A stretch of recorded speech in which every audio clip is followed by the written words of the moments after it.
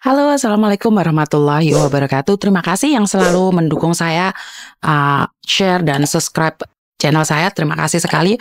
Walaupun saya tahu editannya kurang memuaskan atau profilnya tidak seindah yang kalian harapkan. Cuman saya selalu bilang saya bukan YouTuber, jadi saya cuma memberikan informasi yang saya dapatkan secara langsung tanpa editan. Jadi buat mbak-mbak yang di luar sana, kalau ingin curhat lebih baik berhati-hati kalau sama saya, karena secara langsung dan tidak langsung akan saya upload di YouTube sama di Facebook. Itu yang pertama. Yang kedua, tentang membahas kasus-kasus yang ada, kriminal atau data ganda atau apapun, sering kali diingatkan bahwa lebih berhati-hati dan jangan pernah memakai barang yang bukan milik kita. Saya sudah mengingatkan berkali-kali, jangan pernah mengambil barang, memakai barang bukan punya kita. Dan ketiga, jangan melakukan transaksi apapun dimanapun, karena kita tidak tahu apa tidak ada dalam kalender. Dan ketiga, jangan mengambil keputusan untuk kabur dari majikan tanpa memberikan informasi pada agen Anda ataupun pada majikan Anda. Ya Miss, namanya kabur nggak mungkin ngasih informasi. Iya, tapi kalau ada apa-apa siapa yang bertanggung jawab? Kalau sudah ngasih tahu agenmu dan agenmu tidak tanggung jawab, itu beda lagi ya. Itu yang keempat. Yang kelima adalah tentang paspor. Jadi saya ingin membahas tentang paspor karena saya sendiri adalah punya paspor tanpa tanda tangan. Jadi apa yang terjadi hari ini adalah paspor kita sedikit bermasalah.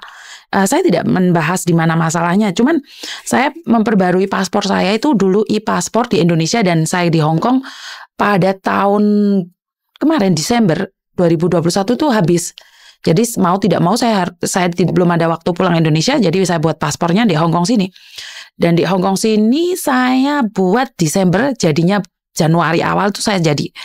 Jadi di situ waktu itu saya selesai ambil paspor, saya main sama teman-teman saya di sentral sana dan saya bilang, kamu ke mana? Aku ambil paspor aku, dan di situ teman saya di mana ada orang Jerman, Prancis, Itali, dan Filipina juga. Kita ngumpul, kita makan-makan bareng dan mereka bilang, lihat paspormu. Jadi paspor lama sama paspor baru tak liatin, mereka bilang, wih, kok paspormu gak ada tanda tangannya?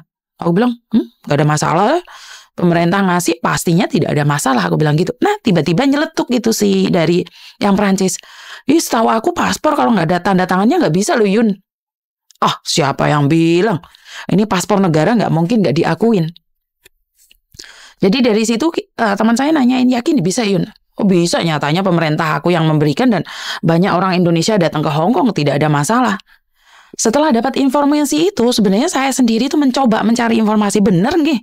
Nggak ada tanda tangannya. Ya saya di depan orang tenang aja, tapi sebenarnya saya pulang itu mikir, yakin ini nggak bisa diterima di negara lain. Nah waktu itu saya Google dan saya melihat informasi itu dari Kompas. Kompas menyatakan bahwa kenapa paspor baru itu nggak ada tanda tangannya, dan dibahas di situ. Wah, sedikit saya rada-rada ngeri-ngeri sedap ya, rada-rada takut. Jangan-jangan yang dikatakan teman saya ini benar. Tapi kan saya tidak percaya kalau tidak ada bukti.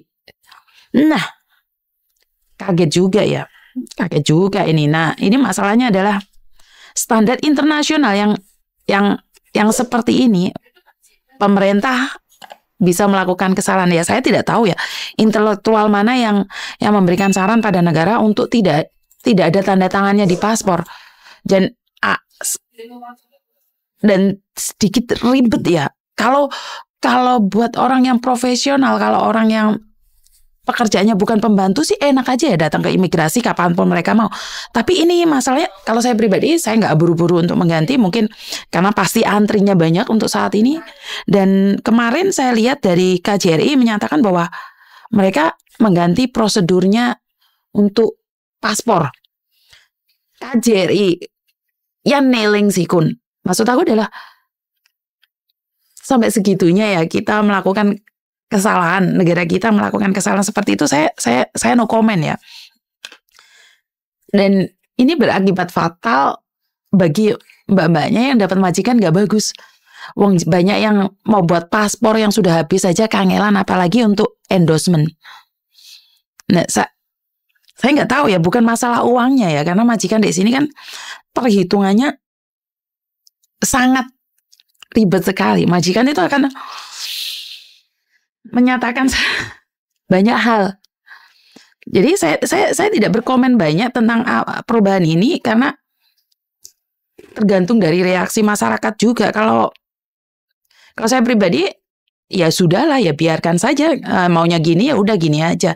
Cuman yang saya kesalkan adalah bagaimana kalau mbaknya yang barusan ganti paspor minta izinnya angel, terus sekarang minta izin lagi untuk endorsement. Saya tahu tidak usah pakai uang.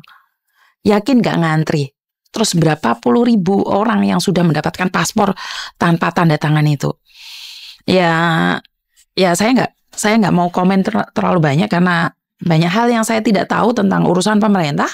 Saya cuma berbicara gimana caranya, apakah imigrasi ada pemberitahuan juga ke majikan atau setidaknya dalam bahasa Inggris atau bahasa Cina agar lebih bisa memberitahu majikan, iki loh pasporku kayak gini, tatai, aku sekarang boleh nggak ke konsulat Indonesia untuk pembenaran.